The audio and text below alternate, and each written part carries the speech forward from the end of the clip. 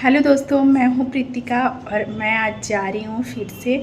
आज है जयंती स्टेडियम जा रही हूं। आज है तीसरे दिन की कथा और वृंदावन से श्री देवकीनंदन जी आए हुए हैं श्रीमद् भागवत का कथा वाचने के लिए। तो वीडियो को प्लीज़ फुल देखिएगा। ये वीडियो को शुरू कर लेते हैं। हेलो दोस्तों, तो मैं पहुंच चुकी हूं भिलाई के जयंती स्टेडियम और आज है कथा का तीसरा दिन और महाराज जी आ चुके हैं। आज मैं कहीं फंस गई थी काम में, तो आज हो चुका है लेट, फिर भी हम पहुंच रहे हैं। बस कथा पंडाल में आ ही गए हैं, तो अब चलते हैं अंदर और महाराज जी का कथा का जो है वो रसपान करते हैं।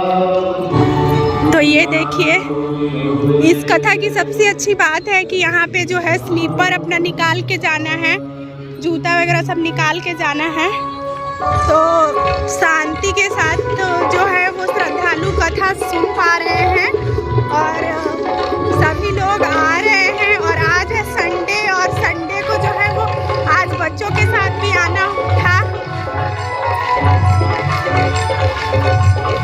तो महाराज जी जो है वो आ चुके हैं और हम हो चुके हैं। मम्मी आ रही है पीछे पीछे।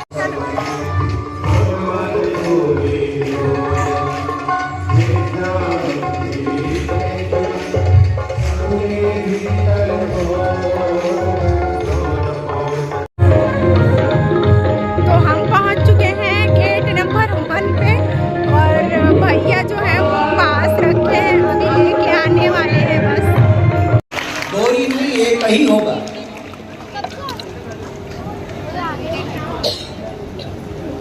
भैया जी, भैया जी, भाई साहब, भाई साहब, आप तो प्रमुख कमेटी में हैं शायद, है ना? आप ऐसे घूम रहे जैसे पार्क में वॉक कर रहे हैं। एक बार आगे अगर बैठ जाएं तो प्लीज आप सबसे मेरा रिक्वेस्ट है, प्रयास ये कीजिए दोबारा उठा नहीं जाए और जिन्हें उठने का काम हो वो साइड में ही बैठे। इसके पीछे किसी को मैं कह नहीं रहा, पर मेरे मन पे मेरे बोलने पे असर पड़ता है। जब आप आगे से आगे पीछे करता है, जैसे हम बड़े जोर जोर से आवाज हो रही है। अब मैं लाख कोशिश करूँ अपने आप को कॉन्सेंट्रेट करके कथा सुनाऊं, सुना तो दूंगा, टाइम भी लग जाएगा, पर वो आनंद नहीं आ पाएगा। तो इसके लिए आप सब एकत्रित हो नहीं लगा के रखते हो, क्योंकि कोई फ्रेंड रिक्वेस्ट भेजोगे तो एक्सेप्ट ही नहीं करेगा। फोटो किसी और की लगा के रखते हैं। और ये जितने हंस रहे हैं सबने यही कर रखा। और कई तो लड़के बड़े अच्छे, वो लड़की की आईडी बनाकर काम चला रहे हैं। भगवान करवा चौथ का व्रत आ रहा है, व्रत भी कर लेना, तुम्हें आशीर्वाद हमारा। अखंड सौभाग्यवती भव, पुत्रवती भव। जितने भी लड़के लड़कियों वाली आईडी बनाकर लड़कियों के साथ लड़कों के साथ बात करते, भगवान तुम्हारा स्वास्थ्य अमर रखे और 9 महीने बाद तुम्हें मां बनने का सौभाग्य। इतना अच्छा भगवान ने तुम्हें मानव बनाकर भेजा है। नौटंकी करते हो, नाटक करते हो, अपना भी नाम डुबाते हो, अपने माँ बाप का भी नाम डुबाते हो। अरे यहाँ भी पछता रहे हो, वहां भी पछताओगे, यहाँ नहीं सुधरे तो नरक में जाओगे। क्या बोलना पड़ेगा? इसलिए कहता हूँ कि अपने बेटों को जरूर लाया करो कथा में। क्या पता तुमसे न सुधरे, हम ही सुधार। अगर पापा ही बिगड़ा हो तो बेटा कहां से सुधरेगा? प्रश्न तो ये भी है। 7 दिन में मृत्यु होगी। परीक्षित जी महाराज ने जो प्रश्न किया है सुखदेव जी महाराज से, बड़ा सुंदर है। ये प्रश्न हम सबको करना चाहिए अपने आप से। क्या गुरुदेव, यह श्रोतव्यम मतो जप्यम यद कर्तव्यम नभि प्रभु स्मर्तव्यम तस्नीयम मरणशील व्यक्ति को थोड़ा कम करें। प्रश्न ध्यान से सुनिए, परीक्षित जी महाराज का क्या प्रश्न है? मरणशील व्यक्ति को क्या करना चाहिए और क्या नहीं करना चाहिए? वो क्या श्रवण करे, वो किसका स्मरण करे, वो किसका भजन करे, किसका त्याग करे। यहां पर क्या है, किसका स्मरण करे। जब मरने वाला व्यक्ति किसी गलत चीज का स्मरण करता है, चिंतन करता है, तो मरने के बाद उसे उसी योनि में जाना पड़ता है। आगे कथा आएगी भरत जी महाराज की भागवत में।